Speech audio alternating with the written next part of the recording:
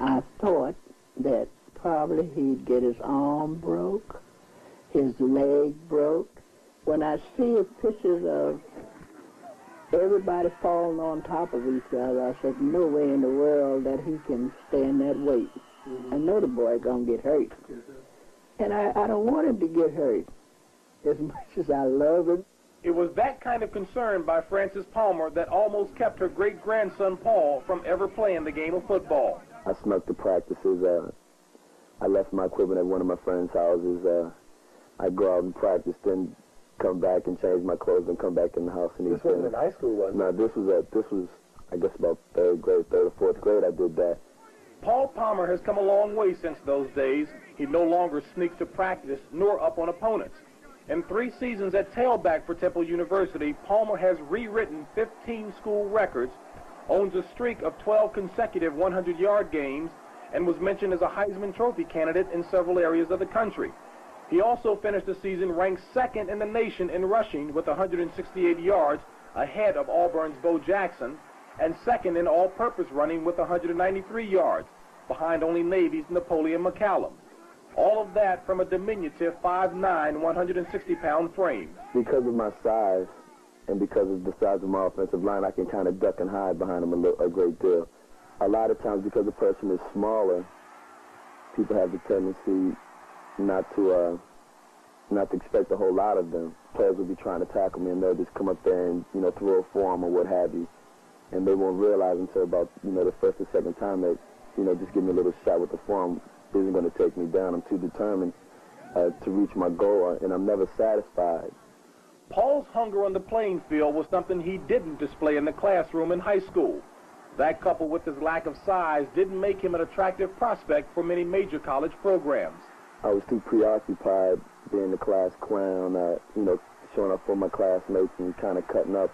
And also, I had a habit of putting athletics before academics. I said, Boo, let me tell you something. You can play from now till doomsday.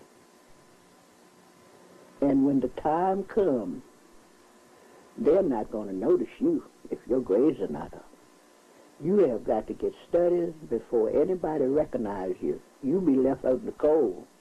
Paul's success at Temple seems to have him headed in the right direction, on and off the playing field, making the 76-year-old woman in his life very happy. Are you glad you gave him permission to play football? Yes, I certainly am. I certainly am. I certainly am.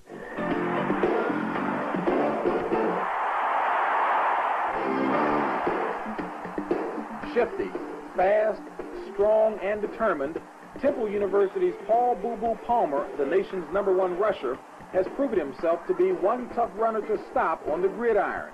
But believe it or not, it was the strength of his 77-year-old grandmother, Frances, which early on almost stopped him dead in his tracks.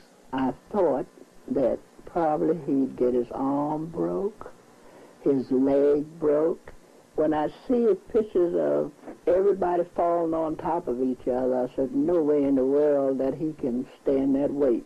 And I don't want him to get hurt as much as I love him. I never thought that by the time I left here, I'd have a couple NCAA records and almost every Temple rushing record here, and it's kind of hard to believe. Are you glad you gave him permission to play football? Yes, I certainly am. I certainly am.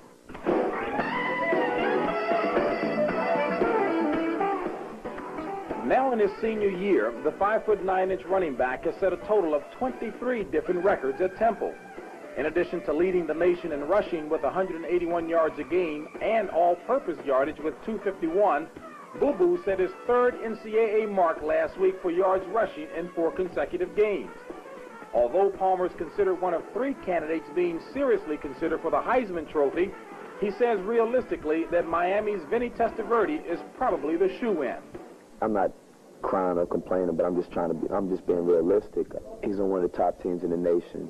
While our program is kind of struggling a bit, they play on national TV, whereas we haven't had a national televised game yet this season.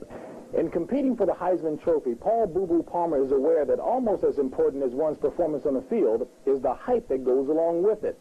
Realizing that he's not as familiar in name as Miami's Vinny Testaverde, he feels that his chances would be better if the decision came down to a more basic criterion.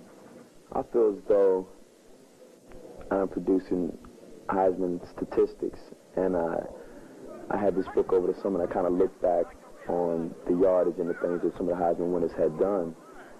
And right now, the type of stats that I'm producing are Heisman statistics, but I see like maybe the third game of the season, people had already given the Heisman to Vinny Testaverde, and not only not giving myself a chance, but the rest of the candidates a chance.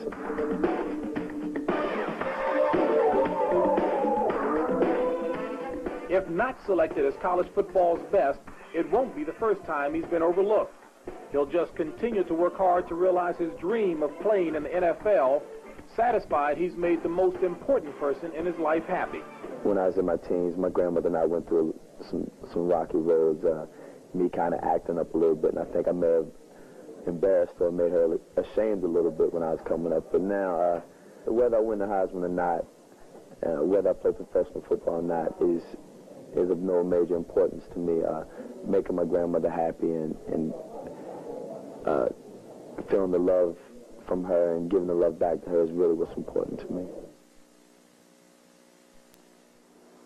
The Kansas City Chiefs #1 pick, and you would have to think, Mel, that it would be running back, and you might have to start thinking about Paul Palmer of Temple. I think you would. He's a fine back, even though he's 5'9", 186. He's got that speed. He's got the versatility as a receiver, as a kick returner.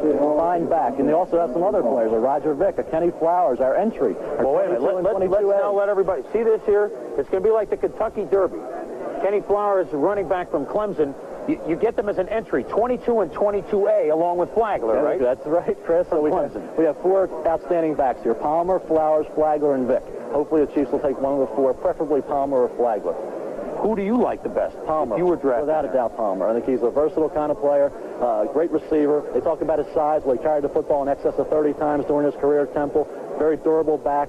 Unlike, say, a Dozier, who might be 207, but has some hamstring problems. I really think Palmer's an outstanding back. I really believe that within 3 years he'll lead the league in all-purpose yardage. And, of course, Paul Palmer is the unequivocal choice of Mel Kiper. So Zim and Magoo, let's have a couple of quick picks. Well, I talked to Frank, and I said, you've got to pick a running back, right? I mean, Palmer, the 2 Clemson guys, Flowers and Flagler. And he said, no, he likes his runners. He wants a return man and a receiver. So, Ricky Nattiel. Palmer, okay, you concur with Mel, and you say Nattiel, Paul Zimmerman, and it's being studied now by the Brain Trust. It is the 19th pick. The Kansas City Chiefs select on their first-round pick, running back, Paul Palmer, Temple.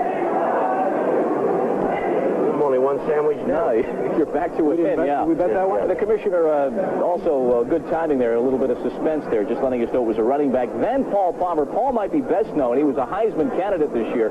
Think back to the great marketing job that every school that has an outstanding Heisman candidate does. His Heisman brochure this past year was a comic book.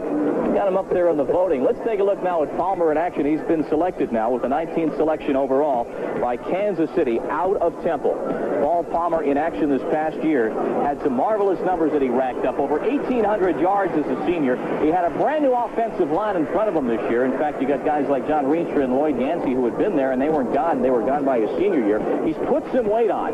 This is a guy who also can give you a kick return element as well. We'll see if the Chiefs use him in that regard. He has rarely missed a game. An outstanding pass receiver as well. He went down to the blue-gray game and was a major factor, and also a lot of the practice sessions ahead of that, which sometimes are more important than the actual All-Star games, and Palmer was a big hit. Paul Palmer out of Temple. Good scat backside speed. We talked to him about what he would say to an NFL coach who was thinking about drafting him. 18.8 is the way we grade him out. His receiving and his outside speed get the best grades. Paul Palmer, as if he were talking to a coach, trying to convince a coach to draft him. He has been taken now by KC. I'd tell him to look at my statistics and notice that it just wasn't a one-year thing, and that it's been a consistent thing, and it's been an improving thing over the year after year. I've gotten better, and I've gotten better, and also the fact that You can't measure a person on how tall they are, how much they weigh, how much they can lift, or how fast they are. I think you have to sometimes look within a person and check their heart. And I think if they look within me, I think they see that I had a lot of heart. You know, I feel pretty confident about myself and feel pretty confident about my ability. That kind of attitude by Boo Boo Palmer, never feeling he's got it made, is what's enabled him to continually overcome challenges and become a first-round draft choice of the Kansas City Chiefs. Surrounded by family, friends, and teammates from Temple University, Palmer, who didn't have the benefit of cable television to follow the draft, was nonetheless remarkably calm. And Detroit called it last night. Wanted to know if this is the number I was going to be at. Patient as well through the numerous false alarms while waiting for the one call that finally came. KC.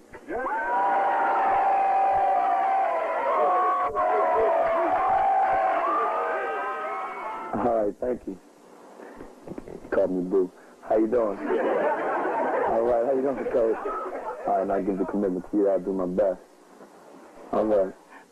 Although very happy about the way the draft turned out for you personally, there was something more important on your mind. Well, the more important thing is my grandmother right now. My grandmother's in the hospital in the hospital in a coma. And it's kind of hard to really cut loose and to really show the happiness that I have because I wanted my grandmother to be here, and when she first went to the hospital, she said that she wanted to be here for it. And I mean, my family and I, we don't know whether to laugh or whether to cry. Grandma is actually Boo Boo's great-grandmother, 78-year-old Frances Palmer. Last Thursday, she suffered a heart attack followed by a stroke on Sunday, which left her both paralyzed and in a coma.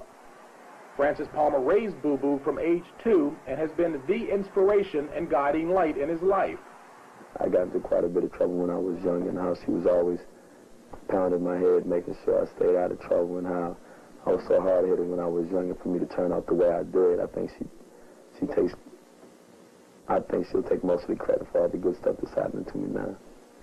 After celebrating the news of being selected by the Kansas City Chiefs and meeting with the local press, Boo Boo went to the hospital to see his great-grandmother. Mom, Kansas City got Boo, Mom. Say something, Mom. On the day Frances Palmer suffered her heart attack, she said that she had only hoped that the good Lord would bless her with life long enough to hear whether Boo Boo was drafted by the pros. At 2:25 p.m. this afternoon, she died at Suburban Hospital in Montgomery County. Her dream was fulfilled. James Brown for Eyewitness Sports.